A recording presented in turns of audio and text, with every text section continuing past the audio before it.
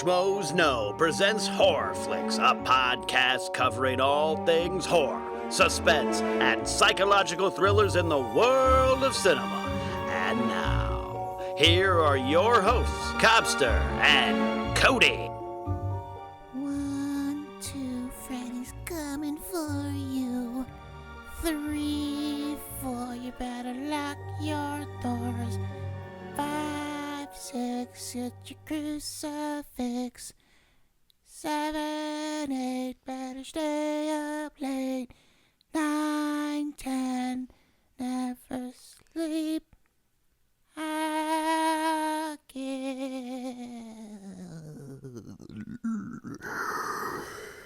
You will burn in hell with me, my children.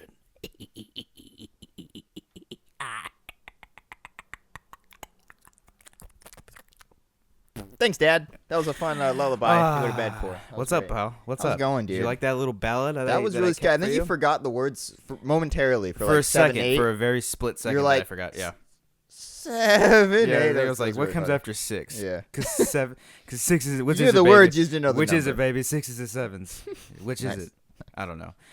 What's up, guys? Welcome back. Hey. Welcome back to another episode of HorrorFlix. This is Hey. a show where we talk about scary movies, suspense thrillers, psychological thrillers, all those cool and neat things that we all love to sleep and dream about. And sometimes we eat pizza, And sometimes we eat which pizza. really infuriated some of you last week. You guys didn't like that. Well, my stomach enjoyed the hell out of it. Mine too. My taste buds were so mind did. thankful. There were so many good pizzas and just in my mouth, and it was so good. We had at least 7 or 8 slices. I think we did. That was a successful And pizza day. I will say I want to apologize for eating the pizza, but I will apologize for You will maybe not. chewing my mouth open, because Yeah. I know some people weren't a fan of that. I'm not a fan of that either. I really can't stand it, but I You couldn't. just happen to have a microphone in I front just of you? didn't. I Just- didn't put 2 to 2 together. I thought I was far away from the mic. It's done. Done deal. It's okay. It's okay. okay. Well, moving on. I've got a slice of pizza right here. Mm-hmm. Just kidding. I don't have pizza. I want pizza. I'm starving. You want to eat pizza after this? Yeah, we can Do get it. pizza after Let's this. do We it. can get pizza Yeah. after this. Where's the fun? Where's the fun? First things first, before we get into the theme of the episode. Happy birthday, pal. Oh, thanks, dude. Happy belated. Thank well, you. it was Thanks for the yesterday. obligatory birthday. It was Thank you. great. Yeah. Okay. How was it? How was Chuck E. Cheese? It was fun. I Yeah. got the whole family there. Yeah. I was able to go on the little crane ride this Oh, you were time. able I was to do able to that go in now. the little tubes. It was a Mhm. fun time, dude. I really don't have connected with the- all the children. They don't have the ball pits anymore, do they? No, they had to take them out. Someone Ah. put a knife in there. Really? Yeah. I thought like someone shit in there. That too, but that wasn't nearly as severe as killing okay. someone with a knife. Because that was me. I think I. did pooped you in shat it. I in the think ball probably pit? one time. You know what I used to think in those Ugh. in those tunnels? Like, this is how much I used to be afraid of like everything. Yeah. I used to think in those tunnels there was like those creases of where the actual tunnels connected with each other, and like you got the bolts on the side. I used to think that those had like sliding doors within them, so that if there was a fire, they would section them off from each other, and you would be stuck, kind of like in Jaws 3 when the tank it gets cracked by the shark, and everyone gets stuck in that one little room with water. I thought the exact same thing for tunnels and Chuck E. Cheese and all other play places. So every time I would run through there really, really fast. And You just I like close your eyes, like, yeah, oh, like, I okay. really hope. Like, I remember one time a fire alarm went off and I freaked out. And then You were like, in the. I was tube in the when tunnel. Oh, yeah, I God. was waiting for the shutters to go down, and then I was gonna be stuck in there for the rest of my life. And then there was one Chuck E. Cheese that I went to where it had like a little net cage thing where you like once you get out of the tunnel, you're out there in the cage, you can kind of see everything. I thought like that was just gonna section off too, and then it just drops to the floor and you Oh die. my God, I've never. That's a logical scenario. I was a very fearful kid. I never had that fear. I had a very similar fear. I would have nightmares about this, where I was in like a water park tube, like a slide, and I would, for some reason, not me obviously, because I weighed 20 pounds, but like I'd be too fat to go through, and I'm like, it's. You ever been in like The water slides? They're fucking oh hot in yeah, there. I can't go in like dark water slides. They freak me out because I Yeah. think the same, not the same thing, but I think I'm gonna get stuck as well. Yeah. Or it's like there was one in Raging Waters. I think it was called like Pitch Black or something like Yeah, that. yeah, I love Pitch it was like it's pure black. You can't see anything. It's like.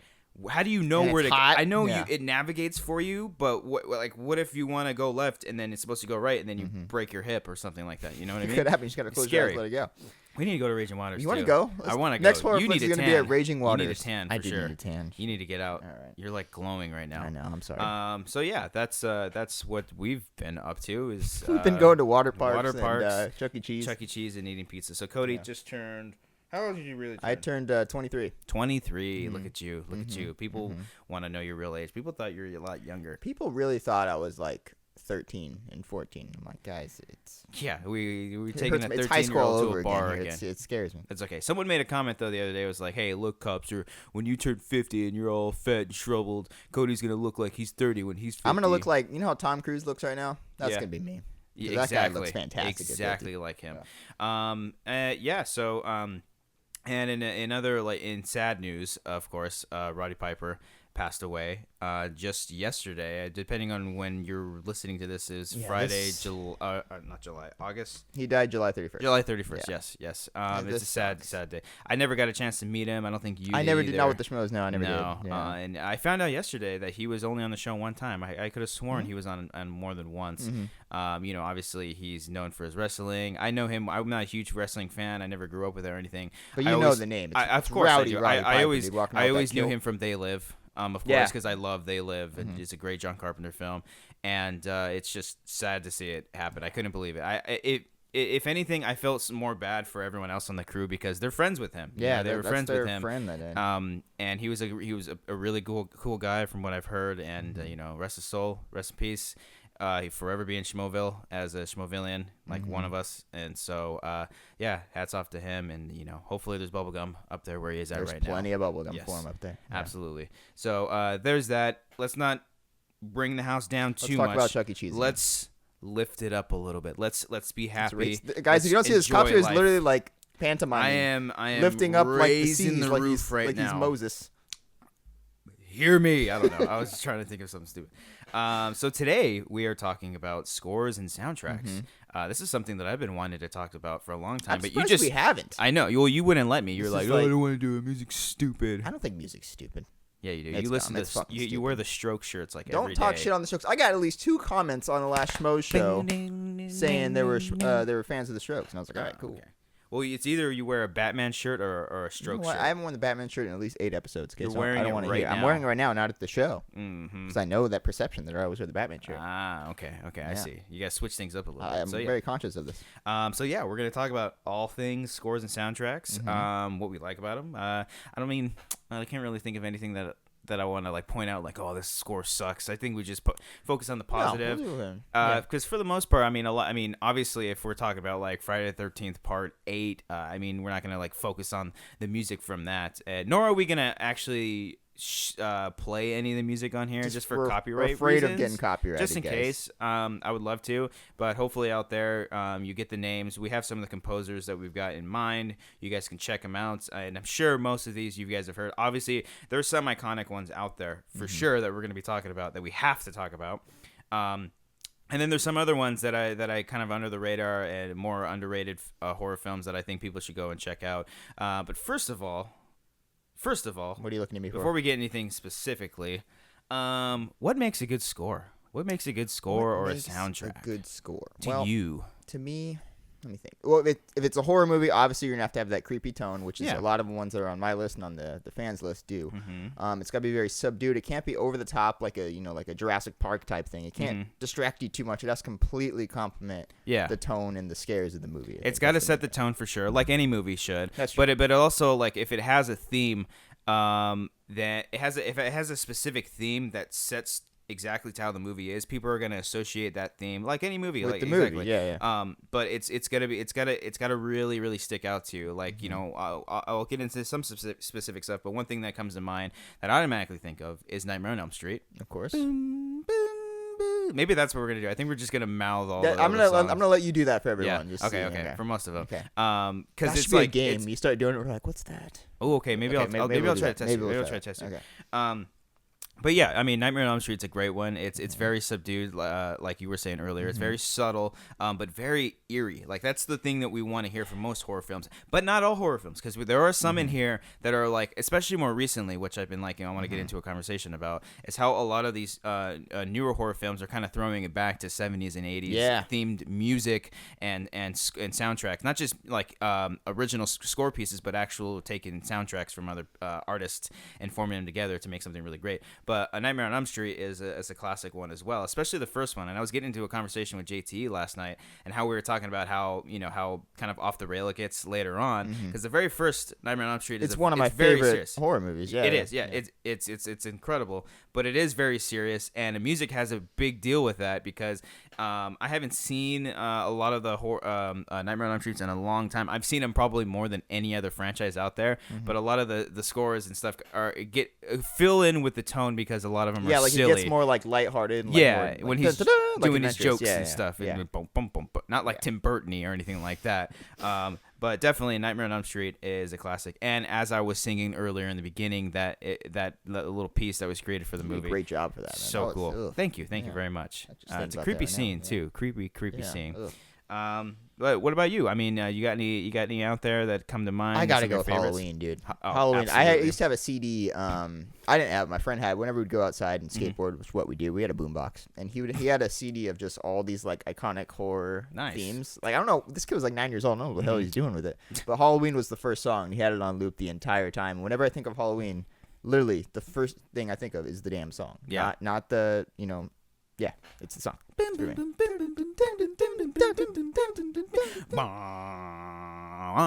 That's kind of one of the great things about, I think, out of all these scores that we're going to be talking about, John Carpenter is the one that comes to mind because he does a lot of his own scores. He does a lot of his own music. You don't really see that. And I think that's so interesting. And especially with Halloween, because Halloween is such... it's like it's not just a great horror film, but it's just a natural film in general. It almost feels like Carpenter had put all this together himself to make it work, because a lot of the movie is filmed with natural lighting, and he wanted to do it that way to make it feel real natural. And then he creates his own music for it, his own theme, and I just think it comes full circle. And you hear that theme song, and you automatically see Michael Myers just from the shadows, just walking after you. Ugh. And it's creepy. It's one of those things like a lot of times in I guess it's like playing tag. Remember when you were a kid, or like please elaborate on how this goes. Or like yesterday when we were playing tag, and the person's right behind you and he's about to touch you. Oh, and it's that's actually a good feeling. It's that last second, like you get kind of scared. Yeah. It's exactly how I think about Halloween, because it's like you hear it and it builds up and it builds up, and then all of a sudden, like just when you think you're about to get tagged, you barely just get away. Yeah. You barely just get away, and then you finally get killed. Casey Kelderman says, of course, you guys will talk about the classic Halloween score by John Carpenter. I think one of the main reasons the original Halloween is my favorite horror film is because of that iconic score. Yes. Agreed. No, absolutely. Tyler Wank says, obviously, Halloween is an iconic one. I'm trying to see, because a lot of people brought up Halloween. I mean, you don't talk about scores, and if you don't at least acknowledge Halloween. Yeah, you gotta acknowledge Halloween. I think Riley would probably literally strangle us. He would come in and just destroy this podcast. I think so. Dylan Leonard says his Chilling score by John Carpenter. Let me see. Anybody else? Marcus Pinky says the original Halloween has a great score. It's well documented that John Carpenter took the film to studios with no score and was laughed at and told that this movie is not scary. He went back and composed the iconic theme and put music in his film, and the rest is history. That's incredible. For me, that really puts in perspective as to how awesome it is. Well, since we're on John Carpenter, how about The Thing? The Thing is another great one. I love the subtlety of the. I was about to say that one isn't as like. No, it's a lot more subdued in that it's one. It's very, very which is great. I love it. Because if you watch The Thing, it almost feels like a lot of the times that there is no music. And I love that the most, because a great score is when you sometimes don't even notice that it's there. When you go back and you listen to it and you figure it out, like, damn, that's fucking scary. Yeah. And the thing is, with The Thing, it is a lot more subdued, and it's just that boom, boom. Boom, boom. I mean, the opening crawl, the opening sequence when the Thing logo actually comes out and everything is great too. I love The Thing. I love The Thing. It's a good one. It's a good one. Someone brought that up earlier. Igor Urbanski. I just saw that one too. He also brought up Alien. Alien is. I didn't think about that until right now. That's another good one. Alien's a really great one too. Done by one Jerry Goldsmith, I believe. Oh, that's Goldsmith. Jerry Goldsmith, who also went on to do several other horror films. Can you think of two other ones that he did? That Goldsmith did? Jerry Goldsmith, yes. The Fly? No. You suck. Okay, I'm not good at this. He did Poltergeist and The Omen. Oh, of course. Yeah. So good record for him right there. Yeah. What else? We got any other ones on Facebook? I know we got a couple. Let's go Jaws, man. Jaws? Jaws is a great one. Now, I had another conversation about this last night, too. It was about Jaws, whether or not it's a horror film. It is. I'll say that the first half of the movie is definitely more horror-based than the second half. because the first half, I'll give you that. a lot more bloody, a lot more scarier. Whereas the very last, because a lot of people call it just like a straight up adventure film, because it's like it was like one of the first. It was the first blockbuster to kind of like kickstart the whole blockbuster genre, I guess you will. And the theme, very very creepy, and it's just the main one. Yeah. But then again, when you go to later on in the film, or at least some parts in the film, where it's this more joyous, kind of happy, the flutes going off for John Williams, usual stuff that he does in his films, it does feel a lot more adventurous and kind of happy, because it's weird. It's like a happy slash scary horror film, because there's moments in the film where it's joyous, it's joyful, you're kind of excited to be there. Everyone's excited to be on the beach and have fun, and then once the shark comes in, that's when the horror starts to dive in. I mean, you can't like go into the beach or go to the beach or even like a lake or anything and think bottom. Bum, bum, bum, bum, bum, bum, bum, bum, bum, bum, bum, bum. I was at a party once. I was like James Bond. They had those underwater speakers, and those were like the shit back in the mid 2000s. And like they were playing that, and I was like, "Fuck that!" I was like in the pool, and I was like, "Oh, I'm out of here. Fuck this shit." I was just in Lake Havasu last weekend, and they had the Havasu speakers inside the lake. No, I'm just kidding. Oh, stupid. Well, actually, I'm just kidding. I was gonna go somewhere with that, but I don't know where. We went to Havasu, and for some stupid reason, we watched Jaws right before, and then we go off, because we go off on the boat, we go on the lake, and we kind of park off somewhere like in the middle of the water where it's deep and you can't see. That's the worst for me. You can't see what's around you. I can't, like, if I'm looking down in the water and I can't see below me, and I just see my feet dangling there, I get so freaked out. I can't stand it. I hate the ocean. And of course, as we're floating there in the middle of the water, just anything below us, we start talking about Jaws. Like, we literally start having a conversation. They're like, "Oh, sharks can't go in this water." We're like, "Yeah, they can. Bull sharks, they're freshwater sharks. If someone if someone placed a bull shark in this water, it would survive. At least it would be able to live for a while." And then I go off. I'm like, "Yeah, the bull sharks have like the most. Love you for that. They have like the most testosterone out of all sharks out there. So most sharks won't eat you because they don't like the taste of us. But bull sharks don't give a shit. They'll eat you. They don't care." And so your extensive knowledge of bull sharks. Yeah. Well, yeah. I love. I mean, it's fun. I'm gonna get off on a tangent real quick. Oh, please. But it's so great how many people are experts on sharks just because of fucking Shark Week. I know. You know what I mean? Because it's like, oh well, yeah, I watched this thing where sharks this and that, but whatever. But actually, Jaws was originally based off of a bull shark, I believe. It wasn't a great Was word. it? I think so. I think it was a kid who got eaten by a bull shark or something like that. Really? Yeah. All this because of Jaws and its goddamn score. Oh. It's so creepy. It's all the music. Yeah. And think of how many movies have parodied that score too on just random just things. It would not even have to do with like sharks or anything like that. Just incredible. Crazy, man. Good job. Let's see here. You ever came across a shark? Huh? You ever came across a shark? Like, you ever seen one? No. I was No. I was snorkeling in Hawaii. It's a long time ago, but I guess there was a tiger shark around our area. Ooh, yeah. And the guy was what? like got on his surfboard and like had to like pound on the surfboard like dum dum dum to like scare it away. It's like with noise. But apparently there were 2 tiger sharks circling us. We're like, was there a lion shark near them? A what? A lion shark? I see what you did there. That's funny. Because it's that like was a fun. lion I get it and a because a tiger and a lion. Oh, okay. I've always wanted to punch a shark in the nose and see if it worked. It would be fun. I don't think it would be fun, but I just Then want to again, see if it it's worked. that close to you, it probably already has a grasp on your leg or something like that. If it's that close to you within punching reach. Not if you have ninja powers like me. Okay. Let's see here. Let's fucking move on from sharks. Fucking ninja Omar Tarbush says, I gush a lot about Insidious all the time, but I have to say that Joseph Bishara's score is absolutely terrifying and bone-chilling. The screeching violins and atmospheric nature make for an incredible score that I'm way too scared to listen to by That's myself. a great pick. From the second those movies start, just a little sorry, headphone users. A little over the top. Yeah. Just a little over the top. But once it gets to the actual scares, yeah, that's when it gets fun, dude. I think the worst one for me, and I mean worse in the sense it's terrifying, is the like it's like the going up and down of that feels violin. like you got like a pick going up and down a guitar sometimes. Yeah. It sounds like a cat almost at one point. I can't ever listen to the score for that movie now without thinking of a cat. Yeah. Just going, You're not gonna see Darth Maul's face pop up. You're just gonna see it. Yeah. Definitely. It's a No, good one. I think that's a really great one too. Let's see. Anybody else? Silent Hill. Paul Allen.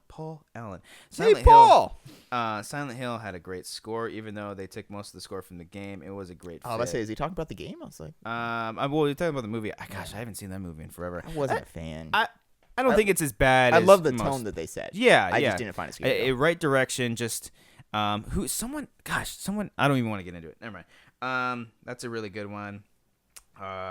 Obviously Saw. Saw is a great one too. Yeah, boom, boom, boom. Yeah, it's good. Boom boom boom. Like the Led Zeppelin song. Yeah. Boom boom boom. Ba-da-dum, boom. Ba-da-dum, ba-da-dum. But talk about another one. Like you look at all these like main franchises, whether it be Halloween, Nightmare on Elm Street, or even Friday the 13th that we have to get into in a bit too. Saw is another one where it established a theme that would fit the rest of the franchise, because there's you look at franchises, you want to think of a certain theme that's like, oh, that's this, that's that. Saw is another great example of just every movie of that, when it gets towards the end and all the big twists are being revealed, they just like pound they the just shit out of blast that that song. It's really cool. That's one thing I'll give them credit for. And the editing's just all fucking all over the place. Yeah, It's just cutting to random spots. It's just you see like a corner of a room that has nothing to do with anything. It's just and it game over. That's how they always. That's end. how every Saw movie ends. That was good. Yes, thank you. I've been practicing a lot for this one. Have you? Let's go. We just brought up Friday the 13th. Let's talk about Friday the 13th. You want to? Not like really a score, but just a piece. Just It's I an guess, audio. Yeah. That is consistent through the series. I think it's a part of the score. I've always enjoyed a lot of the Friday the 13th, not just the first one, but a lot of them, because it's like that 70s violin kind of. Kind of. Does that make sense? Does that make any sense? You're like, it looked like you were trying to like exactly what you're trying to like mime out like Van Halen doing the eruption thing. Actually, you know what? That reminds me, for some reason, about violence. I'm gonna bring up an interesting conversation, and pose it to anybody out there as well. If you're listening to on iTunes, tweet out to us if you like this, or obviously if you're listening on the YouTube channel, if no podcast channel, write a comment down below and let us know what you think about this. I want to ask you what you think. Why are you putting me on the spot? Because you're the only one. Who am I gonna ask? Gandalf, that poster behind you? Don't talk shit on Gandalf. Okay, I'm just saying. Go on. Ask your damn question. How do you feel about found footage movies with scores? Hate it. You hate it. Hate it. It worked. Sometimes it sounds cool. Like I remember Last Exorcism used it. No, it sounded cool. Yes, that's the one example that I was going to go to. I just can't. I can't ignore the fact that this is supposed to be found footage or something like that. It's supposed to be real, and it can't have music in there. First of all, two different. Besides The Last Exorcism, what other movies can you think of that have scores in them?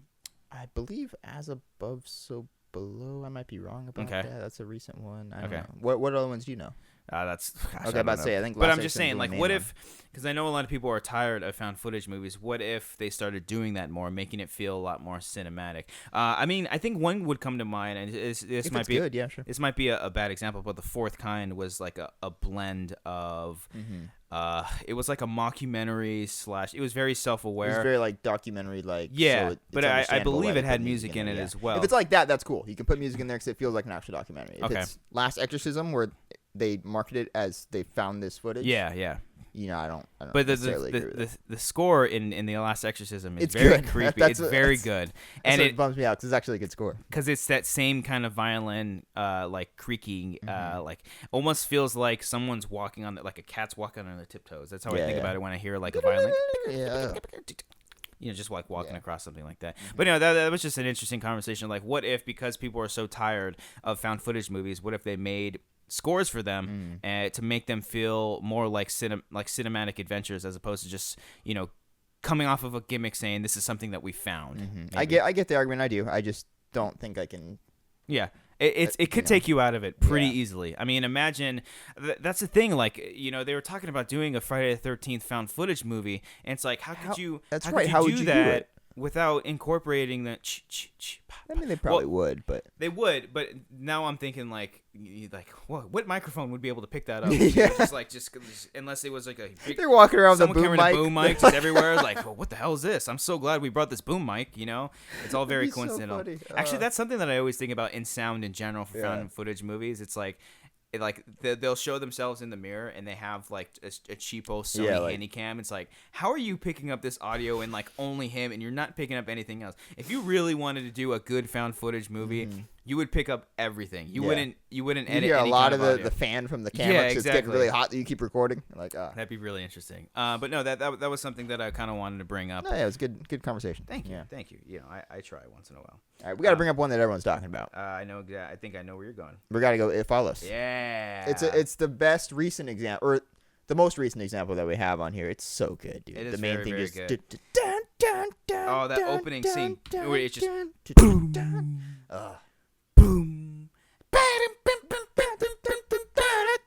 Yeah, and then my favorite piece though of that whole disaster piece did this, and I'm not a fan. I'm not familiar with the person, but he does a lot of like kind of cool pixely video game type of music a lot of the time. And my favorite one is the boom boom boom boom boom. Yeah. Yeah. Boo, boo, boo, boo. Like that movie, obviously I've always said that it's like a fun love letter to John Carpenter, not just his style in filmmaking, but to the music. Like that is such a throwback to old school 80s or 70s type of horror music. And the conversation that I did want to bring up is that I'm noticing a lot more in these type of horror movies that they're playing with the music a lot more to feel more nostalgic and throw us back to the time when horror films were actually really, really good. You know what I mean? And it's great. It Follows is a great example. We'll talk about The Guest because I know a lot of people are bringing up The Guest, even though it's not necessarily a horror film, but it's got a really great soundtrack to it as well.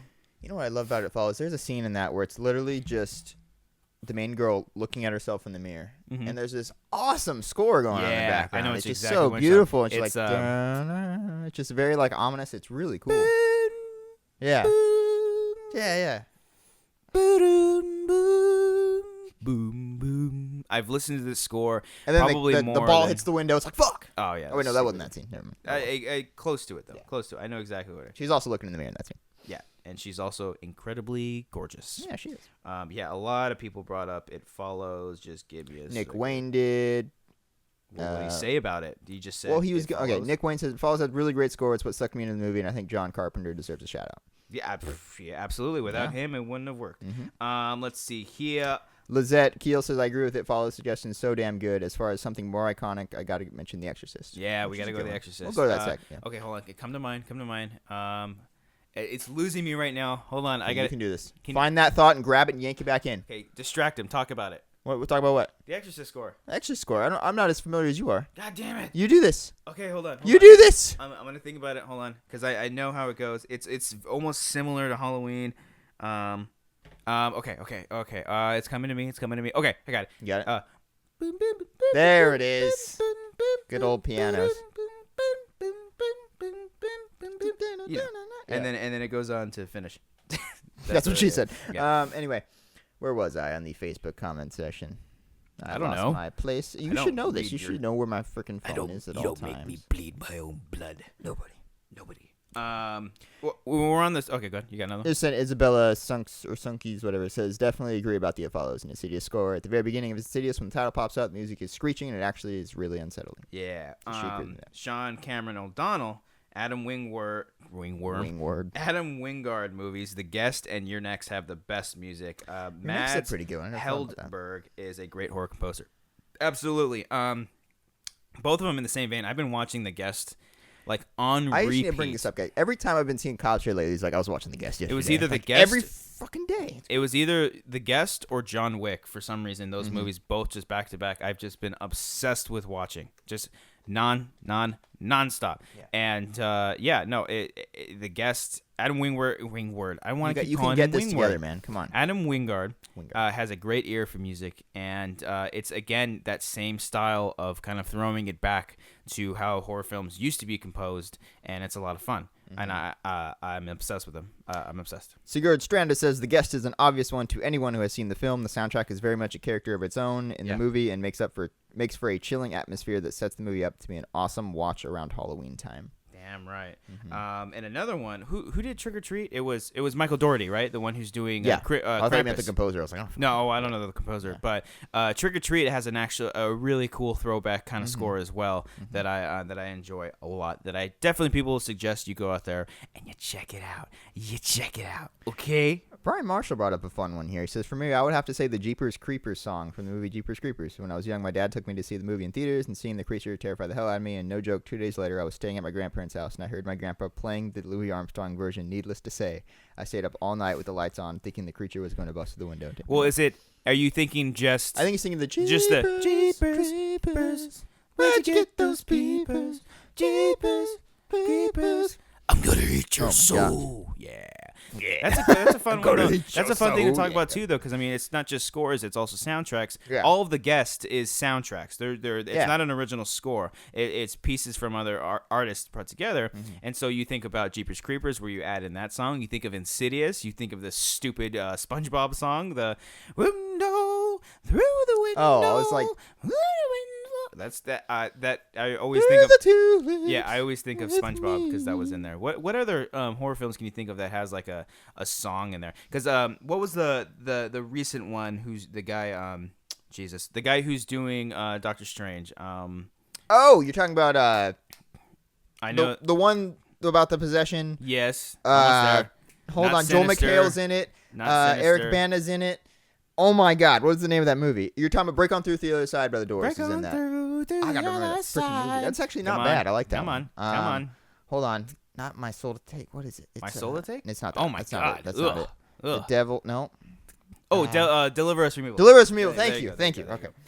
Yeah, talk about like cool way of incorporating like actual songs or soundtracks, song from a soundtrack, goddammit, into a movie. I'm trying to think. The whole exorcism scene's really great. I'm sorry. Yeah. We never talked about that movie on the show before. It's actually a very underrated movie. Oh, okay, cool. Yeah, I like it. Let's see. I'm trying to think of like more horror films that actually have songs in them that kind of add to it. You know what one comes to mind? It's another John Carpenter. Yeah, Ghost of Mars. Okay. Because it's very like rock. Yeah, it went from the Thing all the way down to this. Yeah, okay. because it's like very rock based. It's just got like a sweet black metal kind of score to it. Or yeah, it's a score. I think he did. I think John Carpenter did it as well. That's just like just fucking people getting their heads. Does anyone else make their own scores? Like I know Robert Rodriguez does it sometimes. I can't even think. I miss John Carpenter, man. He's got to come back and like he's got to have like a big comeback. You know what's the last thing he did? The Ward. I think so. Yeah. Shoot, you got me. I think we've asked this question before and people have corrected us. Yeah, I think so. Right. He recently came out with something. If you go on Spotify, you type in John Carpenter, he came out with some unheard music that he did in the past.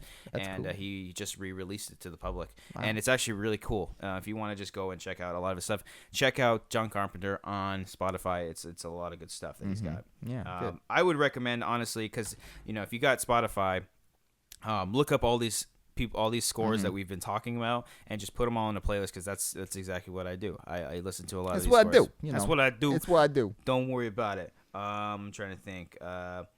Aliens is another great one as well. I'm not sure who. Gosh, it was James Horner. It had to be. That had to have been James. I have the Blu-ray. Hold on. Yeah, it's James Horner. Yeah, he's got the Blu-ray, and it is James Horner. It is James Horner. Hold on, I'm checking to make sure. I know it's James Horner for sure. We just talked about it on it's Schmoes James a couple Horner. weeks It's ago. Horner. Yeah. That's one of my favorite ones because, like, Aliens isn't necessarily anywhere like the first Alien. Yeah, we can have It's this more discussion action again. for sure, but it has elements of horror, and especially the score, especially when shit is hitting the fan, and it's that kind of almost. I'm gonna record you just singing all these themes and just put it on my and phone. put it and just listen. together. That's your own Spotify and you're gonna playlist. play it backwards Yeah, okay. so you can hear the devil's voice. Yeah. So that's a good one. You know what's another great one too? tell me. Horror sci-fi is Predator. Yeah. I never thought about that. People never really bring that one up. That's we good. don't really talk about Predator that Predator's much. such a good movie, dude. It is horror. Oh, It's yeah, a horror I'd sci-fi count it as film. horror, yeah. Definitely. I mean, mostly action, but it's got elements of horror in it too, I think. But I think that's a great score as well. I thought of that right now just because of Alien Predator association that way. I want to actually talk about Jurassic Park real quick. not horror elements, but some I'll of the always scores, talk about Jurassic Park. Some of the score pieces in that are very scary too. In particular okay, so when the T-Rex is chasing them in the Jeep, where they're like, must go faster. It's the same kind of the flute that the John Williams likes to do, but more scary. The scary flute. I always get scared, like right when that scene starts, right when you see it, the T-Rex burst out of the trees. It's like it always gets builds me. up and it builds up. Another great part in that is when Ellie and Tim? the Australian dude, Muldoon? Muldoon. Yeah. Is he Australian? I think so. They remember. Yeah, he's like, go now, and it's yeah. That goes back when it cuts to her running away. It feels like that tag thing you were talking about. Where it's chasing right after. Like, you can't see what's behind you. It's scary. It's creepy. Very, very creepy. That's a good one. Let's see. Let's think of other non-based kind of at the top of our head. I'm like looking at your posters here. Godzilla's got a great score. Even though it's not horror, it's a monster Prometheus, movie. I'll admit, has some good moments in the score. Prometheus. If you listen to, God, it's not Joe Blans. I forget the person's name. It's like Julius something. I don't know. You got the Blu-ray right there. The Blu-ray. Hold on. You look up the score. It's not like necessarily a scary theme, but look up Life. It's says beautiful. Music by Mark Streitenfeld. Mark Streitenfeld. Okay. Streitenfeld, right? Streitenfeld. Okay. Look up the score for Prometheus Life. It's absolutely gorgeous, and it gets me inspired to do stuff. Yeah. I'm trying to look on your wall. The original Godzilla. I mean, we're just talking about like monster movies in general. The original Godzilla theme is pretty great as well. Hey, gosh, how did it go? Oh, that's right. Bum bum bum bum bum bum bum bum bum. And then there was that one mix song where the rapper took it. He's like, bum bum bum bum, put your hands in the air. I don't know. Did you hear? Like you know this Meek Mill Drake beef that's going on? Yeah, I heard about something like that. I'm not really paying attention. I don't care about him. But apparently, one of them used the Undertaker's theme from wrestling, and the Undertaker is now suing them. Nice, it's awesome. Nice, as he should. Yeah. You people shouldn't fight. I mean, I don't mean you people. I just meant like you just happen to be. Just whatever. You fucking know what I meant. God damn it. Jesus, man. What do you got in your hand right there? I'm just picking up horror movies for my Blu-ray collection. I got 7 and I got Scream. Oh, Scream's a great one too. Scream's a good one. The man in, what's the Sandman? Not Enter Sandman. Well, Enter. Okay, you're getting me on 2 things now. I'm sorry. One thought at a time. What's the song that goes on in Scream? Moo, moo, moo, moo, moo, moo. You know that? You know what's exactly what I'm talking about? Yeah. I'm leaving you to figure this out. There you. Oh, I thought that was the song title. Moo, moo, moo, moo, the red right hand, bang. That's the one I'm talking about. Talking about putting scores and Wes Craven's good with that stuff too. Another one that just reminded me of that too was you son of Mr. Sandman. Mr. Sandman, bring me a treat from Halloween. Oh, yeah. I don't know the words, but I like to flick my fingers like this. I'm not racist. Please don't kill me. Okay. That's a HorrorFlix highlight right there. Yeah. The you people thing. That was so just you. That was completely unintentional. Yeah, it was unintentional.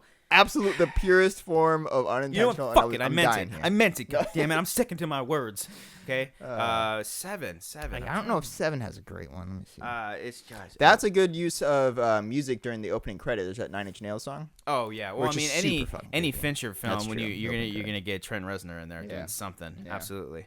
Music by Howard Shore for 7. Oh yeah. Look at that. Howard Shore. Howard Shore is incredible. That's a good one. Psycho was a pretty good one. We didn't talk about that? We didn't really talk about Psycho. I know some people brought it up in the comments. I'll look it up right now. But that one's like, it's fun because whenever you think of Psycho, you think of the obvious. Yeah. But it's actually, as that movie gets towards the end, like where's the theme. reveal when they turn around and you see the dead body. Heard a fly. Yeah, it's actually really fun and like kind of just score, which kind of feels weird for that movie. It's a score. Yeah. Yeah, but it's fun. I like it. I like it a lot too. William Shockley brought it up. He likes Psycho. Oh, okay. You like Psycho? William, you like Psycho? He just brought up he listed movies: Halloween, Elm Street, Friday the 13th, Psycho. Mm-hmm. Yeah, we've talked about all those ones, all the iconic ones. I'm trying to think. I'm really hope we're not missing anything. Michael Gonzalez says Amityville Horror. Oh, Amityville Horror is a great one too. Yeah, I enjoy that one. It's a very underrated Rosemary's movie Baby from Ashley Hardin. She likes that one. A lot of Jerry Goldsmith's Oscar-winning score from The Omen. We yes, briefly talked about that. Yeah.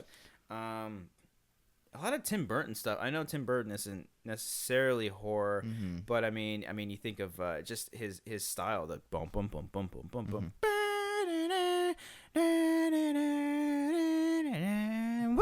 Which one was that? Is that Beetlejuice or? I'm not sure. Is it Beetlejuice? Definitely Elfman. A lot of his shit sounds the same. Yeah. A lot of it sounds the same sometimes. Phantasm. I looked that one up before the show. That's a real. People really think that was a really good iconic one. That's good. Listen to that before the show. It's a good one. Think of one that like really terrifies me. Oh God, why? Jeez, I'm so glad I just remember this. Signs. I can't. The score in that movie. Oh is yeah, actually, petrifying. you're right. There's nothing more scary to me in any movie than the Signs score. The Signs score. Boom boom. That's interesting. That starts out like as a nod to like Close Encounters. Like, It does. Then like, change that, yeah. And you think that what's creepy about that movie is that the whole opening of the film is just opening text, and it's just showing all the credits. It's just a blue background with black text. It's so simple. Doesn't have to get all freaking crazy with a stupid wolf or a lady in the water or people falling out of trees or landing under lawnmowers. Just very simple, just creepy score. Yeah. Gosh, M. Night Shyamalan. Yes, you M. Night. Pick it up. You remember Cobbster from Comic-Con, right? Yeah, he does. Yeah, okay. Making sure. Come on our show. Yeah. I think that's a good. We had a one good to discussion end. here. Yeah, I we think were had more pretty prepared good. this time than we were last week. Damn so, right. Yeah. So there you go, guys. Thank you. Thank you guys all for listening out there. Yeah. What do you want to do? You want to do a bedtime story and a Netflix? I can do a bedtime story. Or do you Netflix. do it. I don't have a Netflix. Do you have a Netflix? I might have one. I might. Okay. Have one. I'll look up a bedtime story while you do that. Okay, go ahead. Yeah, so let's get some of the plugs out of the way. So thank you guys for watching. Let's see. Follow us on Twitter. I'm at the Cobbster. I'm at Cobbster15 on Twitter. I'm at the real Cody Hall. Follow us on there. Tweet at us. Make sure you hashtag at HorrorFlix, as that means a lot to us. Send us your feedback. We love all the feedback, negative or positive. It's all fine with us. As long as you're not being a douche, that's okay with us. Like us on our Facebook page, which is facebook.com/HorrorFlix. Subscribe to us on our iTunes feed. Write us a review. There's been a lot of nice reviews on there. Thank you. We'd like a few more. A lot of really great ratings as well. Thank you guys all so much for that. Thanks, guys, we appreciate all the support. Check out our short film that's on YouTube right now. It's called Severance. Schmoes podcast channel. If you're listening there, you can find it somewhere on there. And then check out all of our other shorts. We got a lot of stuff on there on Schmo Plus and Schmoes podcast channel, as well as a lot of stuff in the future that we have planned. And check out the Schmoes Movie Show every Thursday, 6 to 8 p.m. PST.